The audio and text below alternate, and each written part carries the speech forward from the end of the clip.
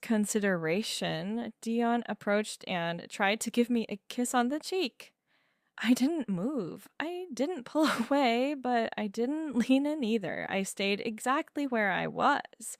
And he must have noticed something in my posture because he stopped halfway. A look of confusion briefly, crossing his face before turning into a wider, more forced smile. "What's wrong, Mom? Did you have a bad day?" A bad day? As if my reaction were the result of a passing mood. As if the problem was that I'd had to wait too long in line at the bank, or that traffic had been heavy. Not that my son and daughter-in-law had decided to move into my home without consulting me. Not that they had treated me as if my opinion were irrelevant. Not that they had assumed my life, my space, my peace were resources available for their convenience. I didn't have a bad day, Dawn. I had an unpleasant surprise when I got home to find your wife moving in here without anyone asking me if I agreed. Dion chuckled a genuine laugh as if he'd just heard something funny. He ran a hand through his hair, that gesture he made when he thought someone was overreacting, and shook his head. "Mom, please don't be dramatic. I called you twice this morning and you didn't answer. I figured you were ouch. And we could get settled before you got back. It's not that big of a deal." I looked over at Chloe, who was now standing next to the suitcases with her arms still crossed, watching the exchange with a mixture of discomfort and something that dangerously resembled satisfaction, as if my confrontation with Dion was proving something she already suspected, that I was difficult, and that I was unreasonable, that I was the obstacle in a situation that should have been simple. You called twice, and when I didn't answer, you decided that was enough authorization to move into my house. We're not moving in, Mom. We're just staying for a few days. Dion moved towards her kitchen, opened the refrigerator casually, grabbed a bottle of water I'd bought that afternoon, and drank straight from it. That small gesture, so insignificant to any external observer, felt like a confirmation of everything I'd been thinking. He saw no difference between his space and mine. To him, my house was an extension of his, my refrigerator, my food, my privacy. It was all part of a shared territory where he had unlimited access. I closed my eyes for a moment, just trying to control the pressure building in my chest. It wasn't anger yet. It was something deeper, older. It was the accumulated weight of decades of being the person who always yielded, who always understood, who always put others' needs before her own. It was the weariness of having spent my entire adult life being useful, available, and convenient for everyone but myself. How many days is a few days, Dawn? He shrugged, still drinking the water, not looking directly at me. A week? 2 at the most. The crew said they'd finish up fast. It's just until we can sleep in our own bedroom again without waking up to the sound of drills. 6 a.m., 2 weeks, 14 days of having 2 people in my space, using my bathroom, eating my food, interrupting my routine. 14 days of not being able to walk in my pajamas through my own living room if I woke up thirsty in the middle of the night.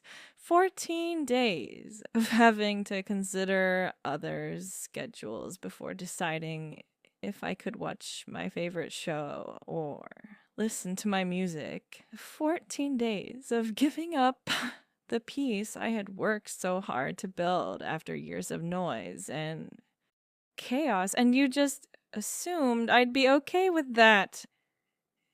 Dion finally capped the water bottle and looked at me with something that tried to look like patience but was really thinly veiled condescension.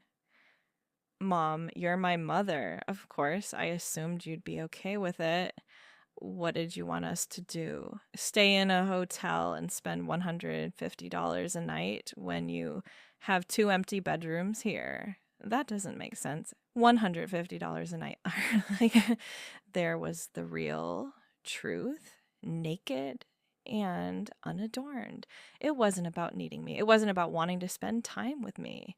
It was about like money, about economic convenience, about how using my apartment for free was more sensible than paying for their own comfort. And I, as always, was expected to understand, to be reasonable, to place their financial needs above my emotional tranquility.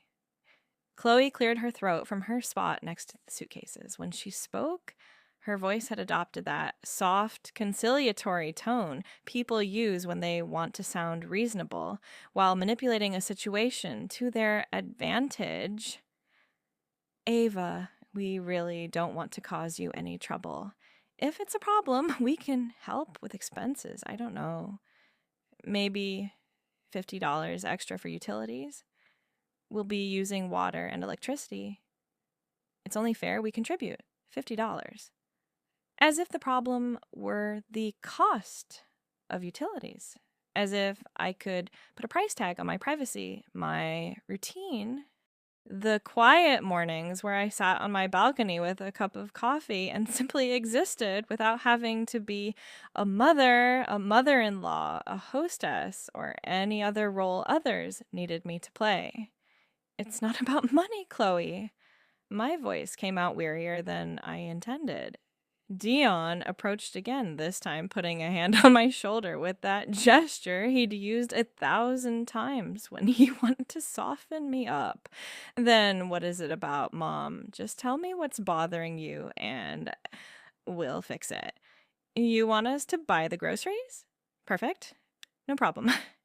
You want us to clean everything before we leave? We can do that too. You don't want us making noise in the mornings? We'll be silent as mice.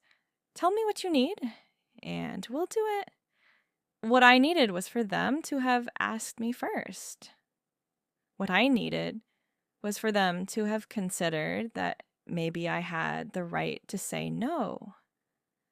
What I needed was for them to understand that being family didn't mean having automatic access to every aspect of my life without my consent. But how could I explain that without sounding like the selfish mother, the difficult mother-in-law, the unreasonable woman who refused to help her own family in a time of need?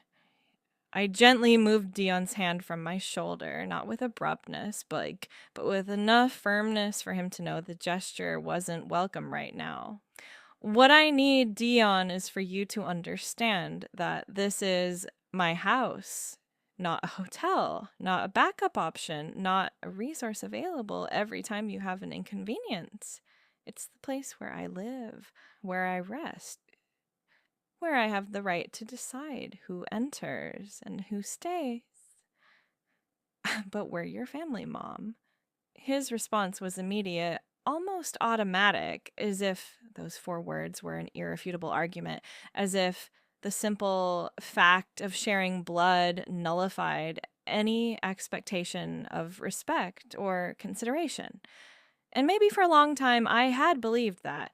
Maybe for years I had accepted that being family meant always being available, always understanding, always willing to sacrifice my own needs for theirs.